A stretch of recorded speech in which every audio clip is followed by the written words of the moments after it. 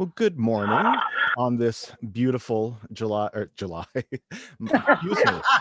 I'm sorry. This is October. This is October 25th, in a brisk fall morning where we are discussing Halloween and Dia de los Muertos and all things October season. So welcome everyone. So for the actual service itself, I posed a few questions, and I do want to have a discussion about those who have passed and how how we can uh, how we can honor them and who lives in our heart and all of that stuff. Let me go ahead and mute everyone real quick. Okay, and I do want to get to those talks, but maybe open the floor to some general comments to get us started. And I think Laleen had some things to say. So yeah, there you go. Well, I found so many different streams going through your entire presentation that I found myself a little surprised there at the end. It felt like you really kind of narrowed it for me. So I was going to go take a bath. However, I got intrigued, and the reason I am so intrigued is because I'm really interested in several of the things that you said, starting with how do we, since many of us are in our senior years, how do we experience the movement and change in our life over time and a beginning toward where we are and the shifts that's taken, which could be well based upon people who have come into our lives. However, do we have experience with past lives that may have come into this life and influenced specific kinds of directions or events or changes in this life? Do we have a sense of continuum from past into future? And has that sense of continuum perhaps changed feelings that we might have had in earlier periods of this current life about what's going to happen to us when we die? I mean, I could go on and on, Michael, because there was so much in your sermon that I felt could have been picked up by any one of us, or pick and choose. So that was what I had said to you earlier, and I'm up to wherever we go. Yeah. Well, maybe we could take a straw poll of who here believes that reincarnation is a possibility, right? Maybe we can do hands up. Okay. All right. Who thinks that reincarnation is a probability? Okay. Okay. All right. No, that's cool. That's yeah. That's great. And the uncertainness of our non-physical existence, I think actually does a lot more good for us than we realize. Because think about if we could not only prove that reincarnation existed, but we would have distinct memories of our reincarnated life, and we would know who was who from previous life, right? So what would that mean? That would be all sorts of crazy with, like, would you be able to sue somebody, for something they did in a past life? Would you, if somebody was a murderer who like got away with it and died, would they serve time in their next life? All sorts of, it would completely upend the way that we approach our existence, and it would probably lock us into the past. And so I think if reincarnation does exist, it's a genuine blessing that we don't have the kinds of memories from previous life that we do in this life. So But you're yeah. assuming we don't. And many uh, of us do, and many of us, or some of us uh perhaps, remember people from a past life who were in our current life and who may well be in a future life, and we might even be looking forward to that. especially if you've had the same person in 2 or 3 lives. Yeah, that's a good point. And you're right. The assumption that I make is that past life memories would be cloudier or less distinct. Are you one of those people that has past life memories? I do, and JC and I were discussing it because Okay. I think past life memories come to people in different ways. Okay. And my memories have always come to me starting with an event, and Right. usually it's a powerful event. Okay. And then as that event becomes more known to me, I can see that event that happened in this life, or in this past life, which might have been 5 lives ago, playing itself out in my current life. Right. And it feels like an opportunity to learn from and do differently in this life. And to me, that's the same thing as what we do within one life when we look at where we were when we were 20 and sophomoric, and where we were in our late 30s and 50s, and now where are we in our more senior years, and how does all that flow, and how do current people and events alter or change or impact or affect that flow. Right. And I believe that they do. And so I also believe that because I have such vivid memories, and also people, that it does come from past to current to on. I Okay. don't like to think of it, as what was that term you used? It just went out of my mind. Mm. Cloudy or No. indistinct? For what past lives are. It almost Reincarnation? reincarnation. Yeah. It almost seems like the sense of one reincarnates a whole self, and I think that was off-putting for me for many years, and it may Mm. be Okay. for others. But if we think of it in a less kind of package, it might make more sense, but it also might be more comforting, and it might bring a wider or broader memory. Well, and you, depending on how you look at it, you could be immensely blessed or cursed, depending on, because Oh, I you see, I feel both. I feel yeah, really blessed and really cursed yeah, by different lives. yeah, yeah. That's You that's know, fascinating. Yeah, that's interesting. but JC. all of that affects how I live this life. Yeah, And that's yeah, why I find that whole thing that you started to suggest there yeah. Okay. incredibly. Yeah, JC wanted to say something. And type into the chat or wave your hands around. I think I might unmute. Okay. So we'll go JC and then Laura Lee. My first in concept that this might all be something to believe or not believe when I was a child, like maybe 13, 12. And I came into the yard where my mother was walking with a friend. And I just came over to say hello. And she said, "Oh, hi, Jackie, you remember da-da-da-da." And into my brain came, that's not who she was before. And I didn't know where that came from or what that was about. I certainly don't remember that person now, but it gave me the idea of, oh my, something just stepped across a boundary and made itself known.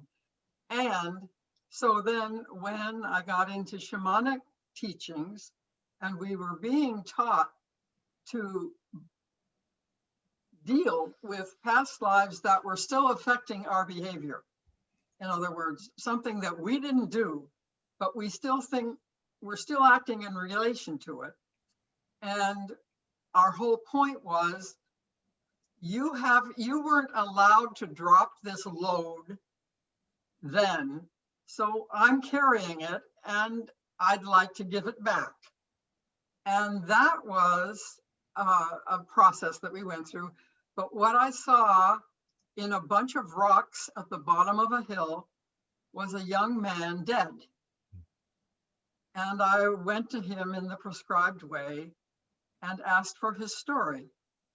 And he said, I joined in with the men in my village up there on the hill, and I fought.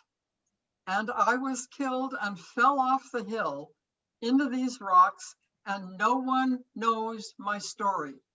I've never been celebrated. And so then I chatted with my helping spirit there, and I said, tell us your story and we will sing it. And so he did, which he'd already done.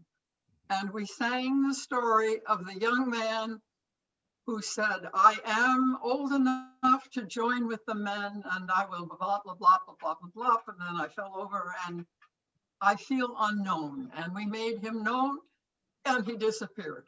Mm. The disappear means he went back to his time and took his influence out of my life. And I realized that was important, because I was feeling that I'm putting up with a lot of shit in this life for which I am not responsible, and I don't know what to do about it. Mhm. And that feeling that I had to limit what I tried to do for all that last little thing I said. And I've never been bothered by it.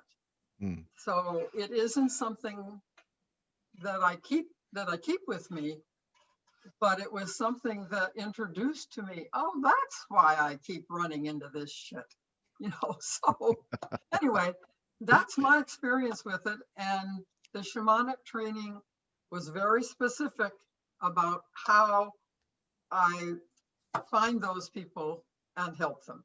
And release them, and therefore take them out of my life. Yeah, that's fascinating. I don't know if any of you know this, but I actually did one of the first research assignments that I had at the University of Sheffield was to work with the shamanic women's community in Eugene, Oregon, and their group journeying and drumming. It was an absolutely fascinating experience, because I was a devout atheist at the time. And so so it was very interesting for me to put myself in the position of somebody who had to give over this belief to these spiritual experiences that these women were having. And it really changed the way that I thought about spirituality. And I'm very grateful for that experience. So, when you were talking, JC, it reminded me of the kinds of conversations I had with those women, about things like soul retrieval, or, journeying, all of that. It's absolutely beautiful. So, Laura Lee, I think. Okay.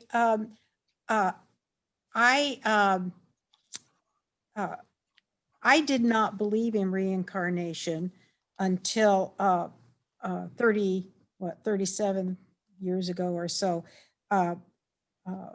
Michael we were in Japan, and I promised Michael I would not bring up all these stories. And it was interesting that this 3-year-old child could relate in the environment we were in. And then as time has gone by, and I think Michael and I have talked about it before, but since the UUUC and the spirit that flows between people, and I wonder if that spirit of that person latched onto this young child so that he could relate it, rather than this young child being reincarnated. I don't know, and it's a theory. It's something that is mind-boggling to me, that people can experience previous lives and relate it in the current life. And is it because they were actually reincarnated, or is it that spirit that has flowed between people? Don't know. It's just something I wanted to throw out there. Well, and Yeah, so for anybody listening, Literally is my mother, and so I'm the Michael in her story. And so yes, the story is that there was a neighborhood in Japan that I was able to describe without having seen it. That's the very short version. And the funny thing is that if you listen to podcasts on this subject, this is not actually that uncommon of a thing for young children to describe experiences that they've never had, and talking about people who existed before they were born, and things like that. It's actually much more common than we would think.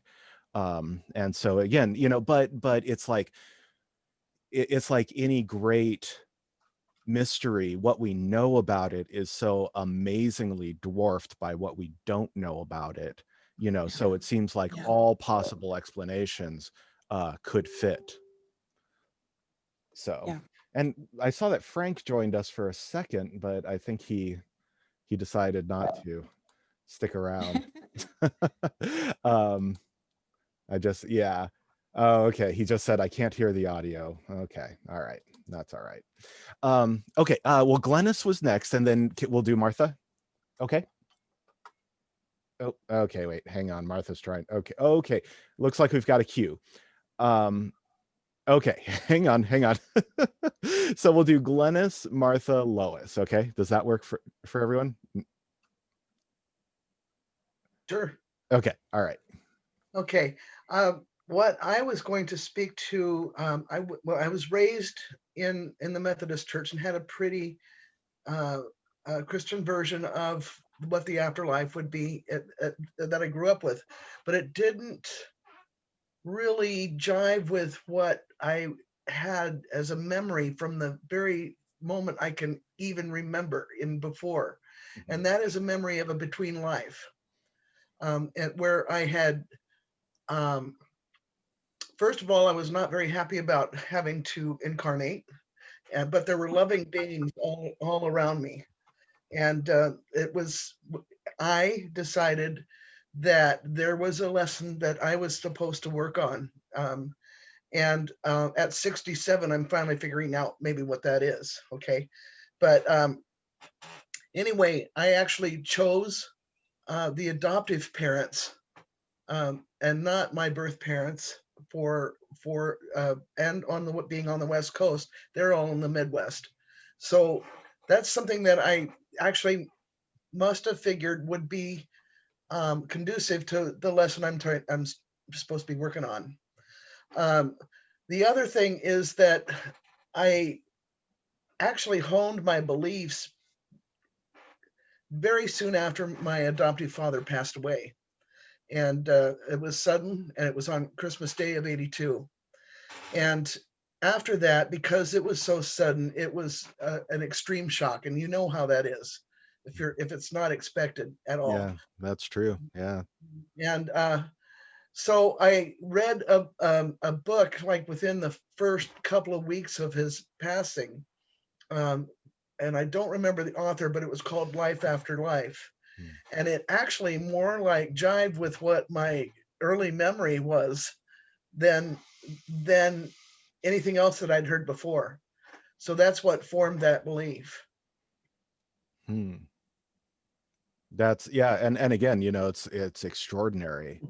And when I was running a grief group, there was I don't want to give too much information away, but there was a young person there who had been in a severe accident. Like it's amazing that person survived the car accident that they were in, where their body was actually flung, like 20 feet outside of the car. They should not have survived.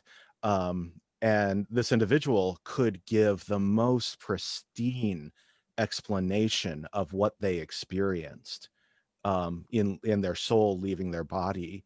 And it was just like, it was very similar to what you just described, Glennis, of like, not necessarily wanting to come back, but like it's not your time, or you've got a lesson to learn, or there's some reason that you have to be there on earth. Yeah. Yeah, it's interesting. Martha, did you want to say something, or did? Well, it was sort of just a thought that I keep having is I keep experiencing what we call deja vu. Yeah. And, your logical brain attempts to explain that. And it happens in dreams and it happens in day to day, I never know when it's going to happen. Mhm. And I haven't really studied it. What is it that we are becoming, as we get more knowledge of the brain, we're learning the different levels of consciousness that we haven't used. We're only using this little tiny little bit. So that I just wanted to throw that in. Where does that come in, or does it come in, Mhm. or but it does happen to me a lot, and I just wanted to throw that up. Yeah. Well, okay. I'm not going to talk about Star Trek today. I'm not. Oh You darn! know. But there is a science fiction television show that I absolutely adored when I was growing up called Lex. And one of the premise of this TV show was that time moves in a loop, right? Ah. So, and they even had a song about it. It was time begins and then time ends and then time begins once again. Again. Anyway, so the idea was that in people who were sensitive to that looping timeline were like the prophets, the prophets of old, who could see the future because they had already lived in it. And if time was indeed a loop, that would give some credence to the idea of deja vu. I used to have deja vu all the time, but I have not experienced deja vu in like probably the better part of 10 years. Okay. And I don't know why that is. It's very strange. So And maybe it's because sometimes you experience something and you're not paying attention totally, could be. and then you remember it later. Because Yeah. sometimes I'm on autopilot. It could be as simple as that. Who knows? Well, people who take DMT, which is a hallucinogenic drug, will report severely feeling like a sense of familiarity to it, like they're experiencing memories, but it hasn't happened yet. And so that's one of the ideas, is that when you're dreaming, your brain is producing DMT like in low amounts, and that's why some things feel so familiar. So like a deja vu experience might be just like a small surge of DMT. Again, it's like there's so much that we don't understand and we don't know. So yeah. So Lois. I have fantastic dreams. Yeah. And it's Weird. Bob says weird. But I talk in my sleep, and he'll ask me what I'm talking about. Well, it's totally unrelated to anything that is going on in everyday life. But back in the 80s, I took a class through Lane Community College and discovered several past lives. And the first one was formless. And I'm just whizzing along among the stars. And the hypnotist said, bend your finger, tap your finger if you want to continue. He didn't know how to handle it, I believe. But anyway, then I hadn't thought much about reincarnation again until I started talking with Donna. And she's got a whole library full of books on this, and she studied it for years and years. Into new books all the time now, and I find it just fascinating. Just what problem specifically am I here to learn? And I'm looking forward to knowing more about it. At 82, I think I have waited too long to start. It's never the too long. process. Yes, but it's going to go on, and I think it's going to go on forever. We all are going to keep going until we reach that twin soul when we're perfect, if it ever happens. It's pretty fascinating. Yeah. Wonderful. Thank you for the sermon. Oh. Yes, the Day of the Dead is reincarnation, and the idea of it has always been with us, and it always will be.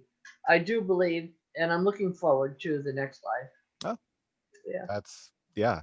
That's great. And thank you for watching it. Mhm. So Laleen had maybe one more point. If it's okay with everybody, I'm happy to talk about anything anybody wants to talk about. But maybe after this we can shift into, because I really would like to know the people that you're keeping with you. You know, I'm very interested in hearing some of that. So Laleen, go ahead and.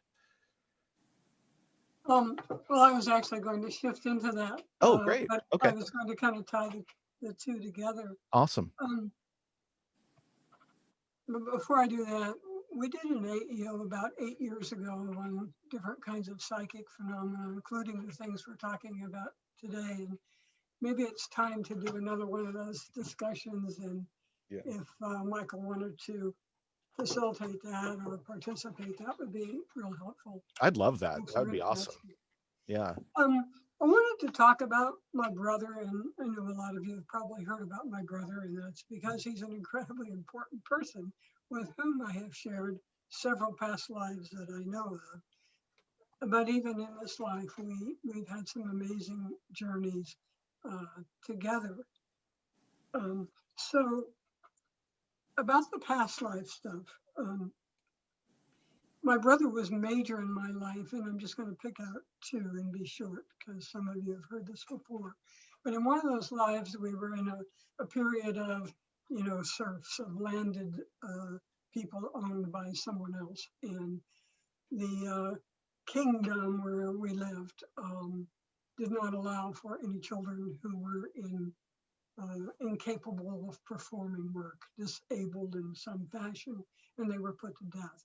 And I had a son born to me who was pretty severely disabled in terms of his ability to walk and certainly to do any major work. So I hid him. And at about the age of 7 or 8, he became known. And I knew that they were coming and they were going to take him. I drowned him. And he knew what I was doing and he understood the reason why. And we had eye-to-eye contact in that whole process and absolutely knew it would not be the end of the love between us and that it was done out of love. Another life. Wow. We were gay lovers many years later in France, gay. So I was male. And the relationship had totally changed. Wow. Okay. When we came into this life, he came first, I came second. We had a younger sister. And we always believed and often talked about how she didn't belong. And didn't really understand for a long time what that was about she didn't belong. And I finally rationalized it in my own head that we thought that because she was blonde and we were all dark haired and a lot of our heritage was, a long line of Jewish people. My father was German, but he had dark hair. But then my brother was in biology or something. Somebody told him that there was a recessive gene and you could get a blonde. So then we figured we had to accept her, but she never really fit. And as I got older with that, I think I came to realize that I had never experienced her before, nor had my brother, and that he and I had probably a number of lives together that I didn't even know about. In the process of his dying of AIDS, when he died at 46, so I would have been in my lower 40s and went on for about a 2 or 3 year period. There was one very long time when he and I sat together and I told him I wanted to share the ways in which he would live on with me. Starting out, I thought, with this current life. And so together I would tell him things I remembered, and he, being a couple years older, would kind of fill them in, and he would tell me what he remembered. Like he was convinced that the scar in his head was because I threw a rock at him.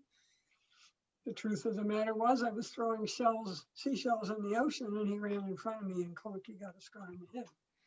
But anyway, things like that. And then Yeah. we kept going and we kept going, and we realized that the things that we were talking about were the really deeper meanings of connectedness in one's life, and that these had come from past and would be carried into the future.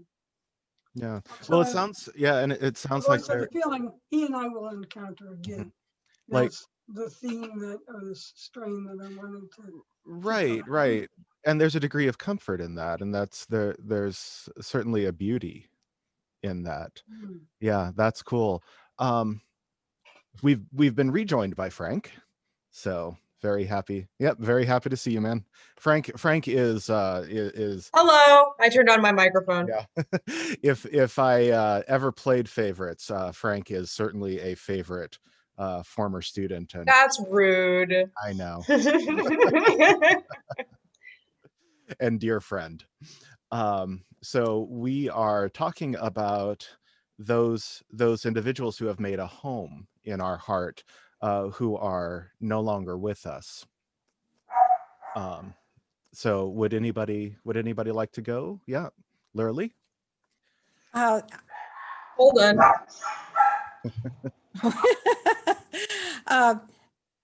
I married Michael's father back in 1973, and it was on my part love at first sight. Uh, uh, he passed away then in 2010, and 10 years ago, and he passed away with colon cancer, and he suffered. And so when he actually passed on, I questioned myself because I did not wail or cry or mourn in what I guess a person would expect after 37 years with this man that I absolutely adored. But a great sense of comfort came over me because, and to this day, I don't feel like he has really left me, that he is still with me. And I'll dream, and I just, I guess it's just a comfort that I have that he really didn't leave me physically, yes, because his body was so racked with cancer. But I have such a feeling of security and comfort because he really hasn't left me.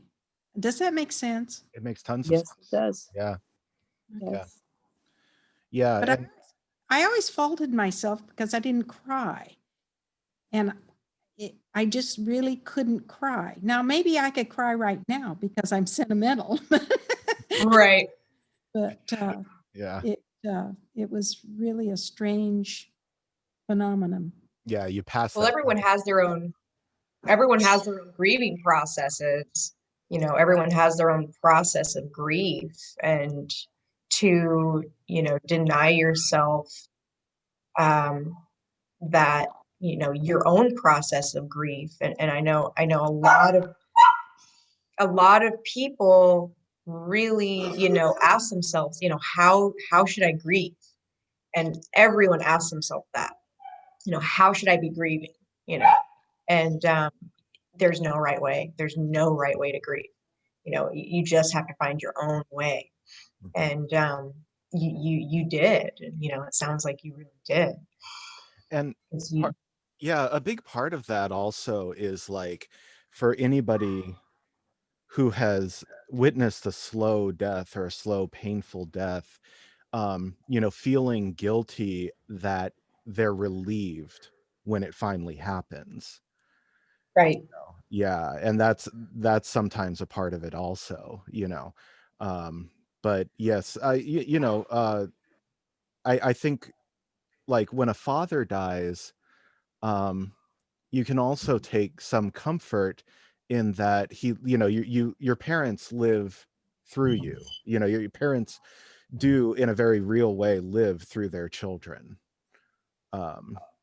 which is one of my great lamentations for having never had children.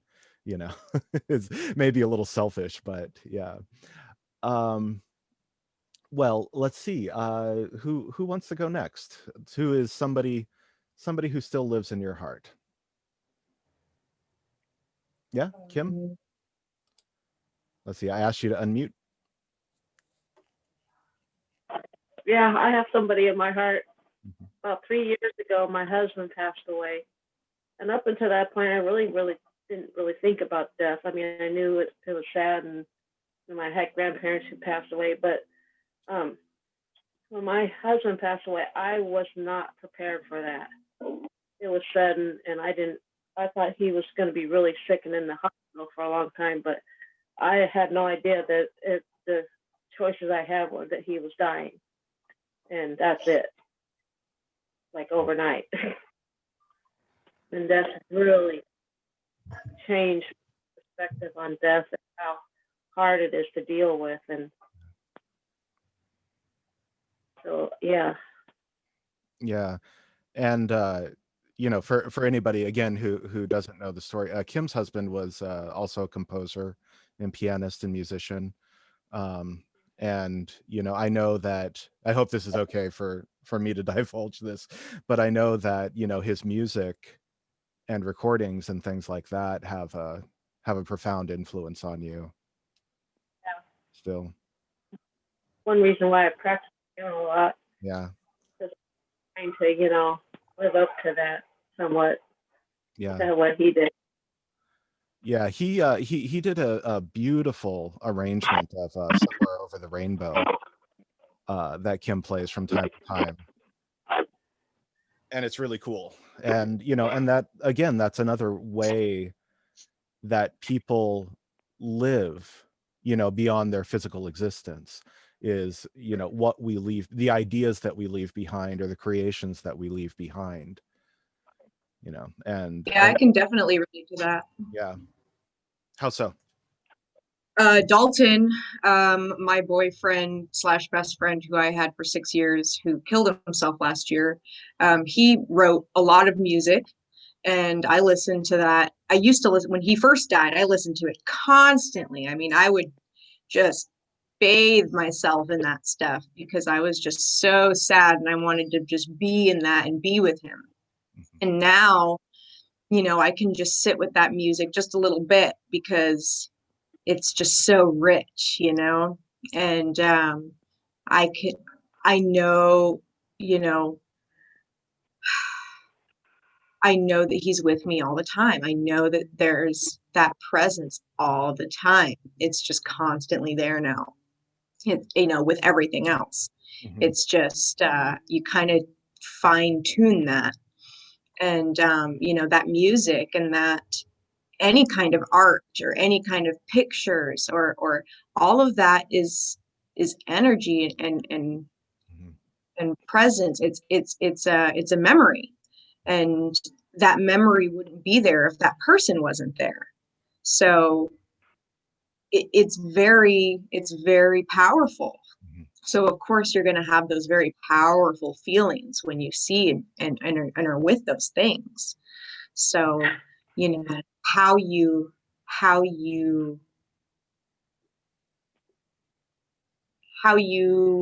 I guess deal with that and use those things to your advantage or to your with your grieving process is up to you.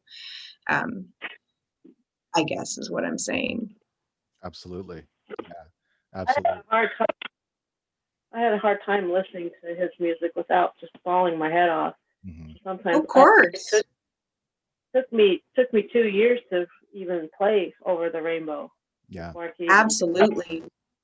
And when I did, I was so sad and upset. I was playing it wrong and thought it sounded horrible. Right. And what were you upset about? Like what were the feelings that you were having? Like what feelings were you having? That he wasn't here anymore. Right. Right. Yeah. Yeah. It's really hard. It's so hard. It's so hard that, you know, that the physical body, you know, I say that all the time to Dalton, like, I know that you're here, but I'm never going to see that body anymore. I'm never going to hear your voice anymore. And that's what's hard, Yeah. you know, and you Well, just have to keep letting that go. You have to keep giving it up to God. mhm. Well, that And know, we are physical creatures, you know, and yeah, so the desire, right. yeah, for that physical contact is definitely real. It's crucial. Yeah. You want that. You desire that so much. Glennis wanted to say something.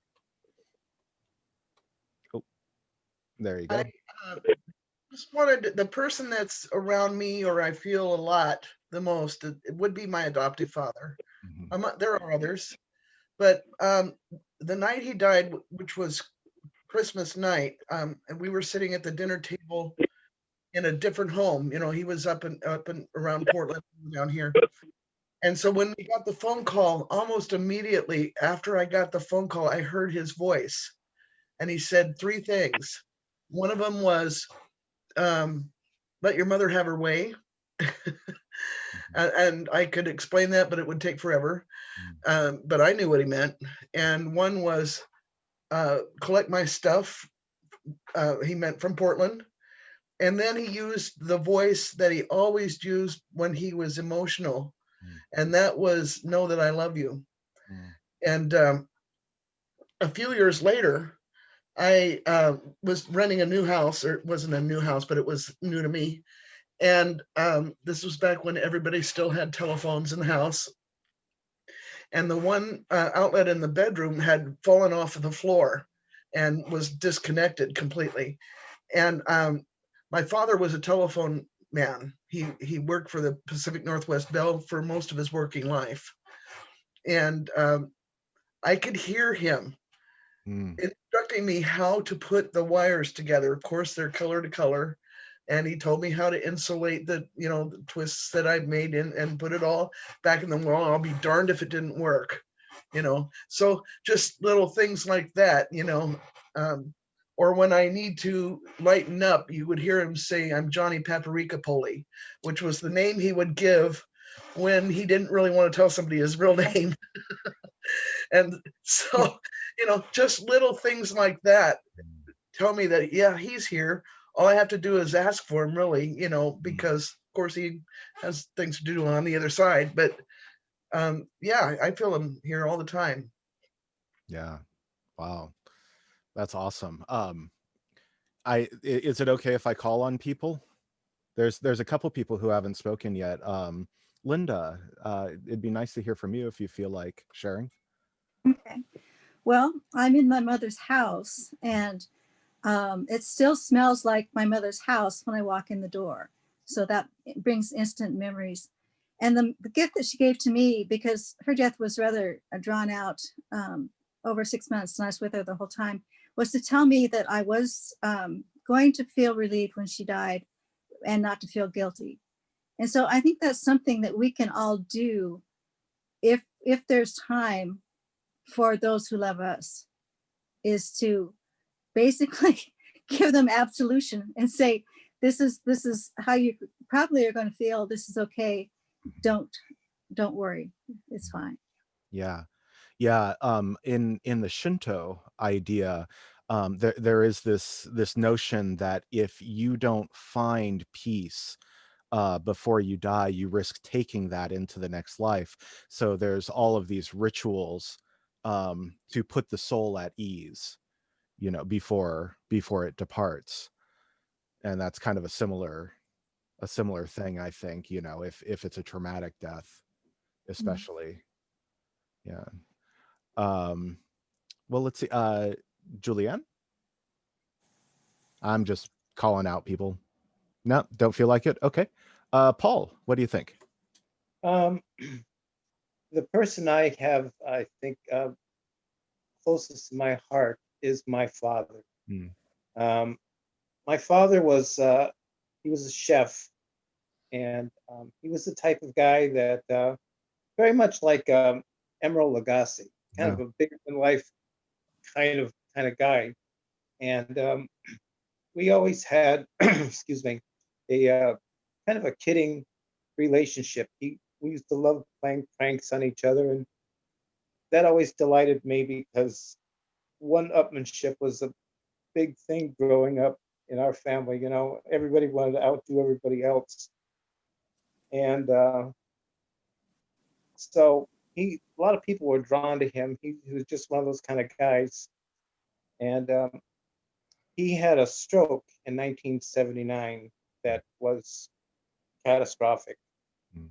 He went from being okay to 2% brain activity, and it's known that he was going to go that day because he called everybody in the family just to chit chat and, you know, shoot the breeze for a little bit, and had the stroke later on that day.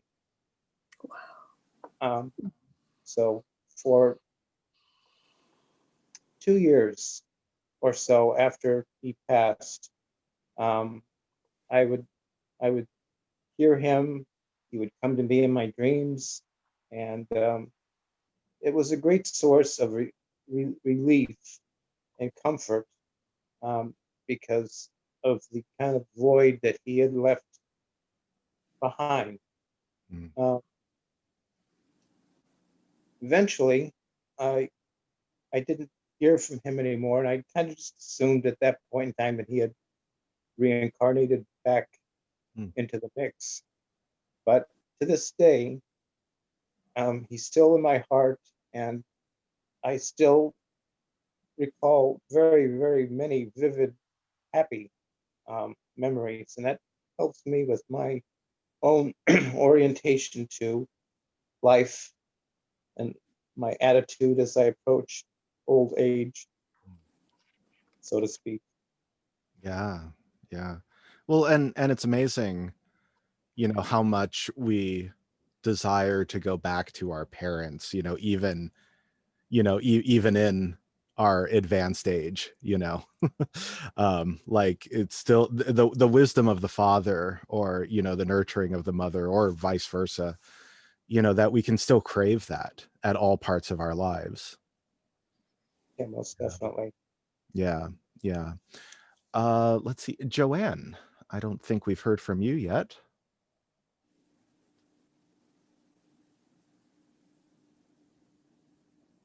Oop, do I have to ask? Let's see. I'll try asking. Thank you. There you go. Okay, that solved it. So I was thinking one of the two most important people, of course, they're my mother and father who have passed away.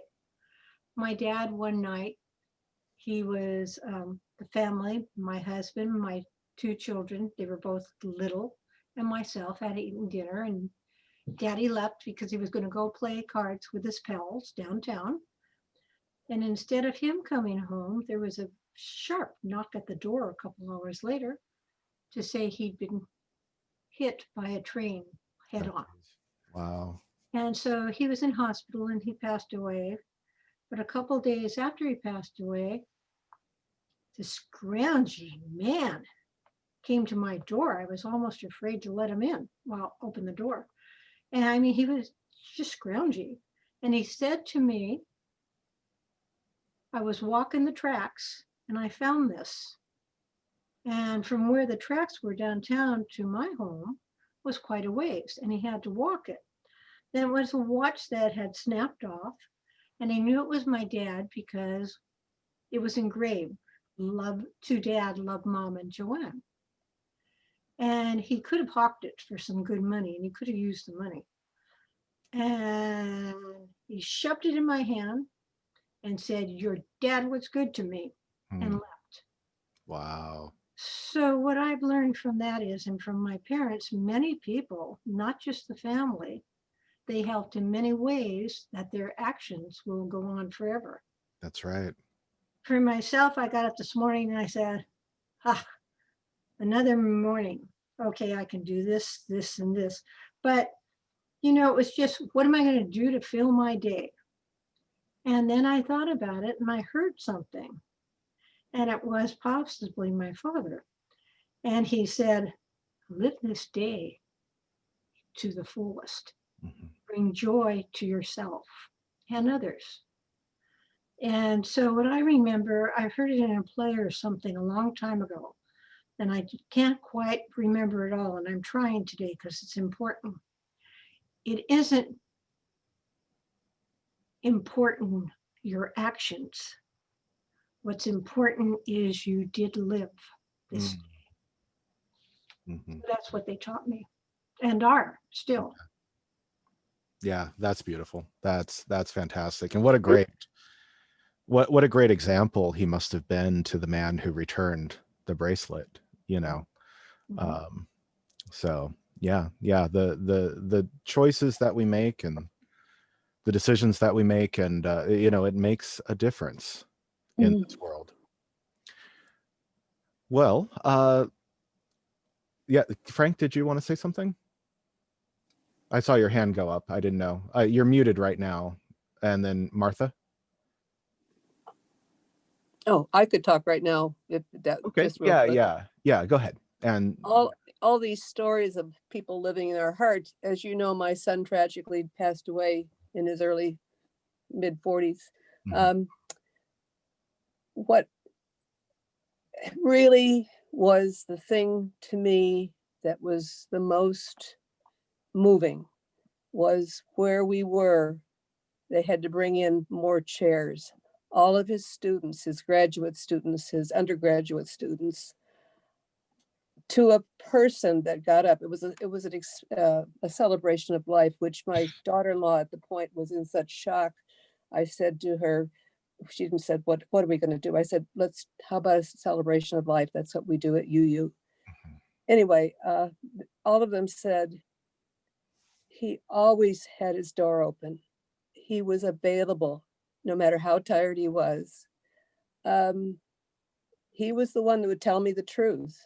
If I was in a class, really in whatever I did, my project, my design, he would say, you've got skills in these other areas. I think you should go this way. And so it was all these people saying how much they had helped him. And that really helped me realize just how much good he had done. And I think of those things. And of course, his little boys and Karen, his wife. And I have been finding photographs. And so I'm making a collection, and that's good healing for me still. But his picture is on my desk over here. And it's just the fact that all those people shared how much he helped others. And so I was very happy about that. Yeah. Thank you. Oh yeah. Yeah. And I think he only could have been that person, because of the love from you, and that's, yeah. Thank you. Yeah. JC, let me ask you to unmute. Oh, you're still muted right now.